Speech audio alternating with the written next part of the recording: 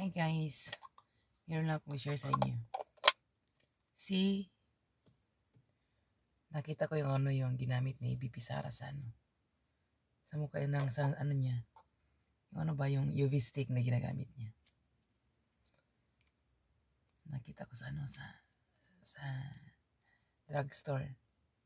Tingnan mo, ganda talaga niya guys, Try natin ha. Kasi before naman tayo may makeup eh. Ano? Di mo na kailangan hawakan talaga yung yung balat mo. Napakaganda talaga, totoo. Ano pala to siya? Made in Korea. Ganda talaga, oh.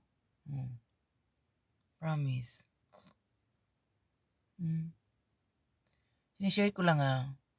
Natuwa lang kasi ako dahil nakita ko sa drugstore nung nakaraan. Ganda, oh. Kasi summer, tag-init na kasi kaya dapat maglalagay natin ng sunscreen. UV cut to eh. Daga naman ako nabutang siguro. Katuwa naman, oh.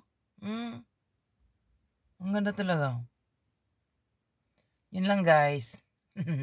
Thank you.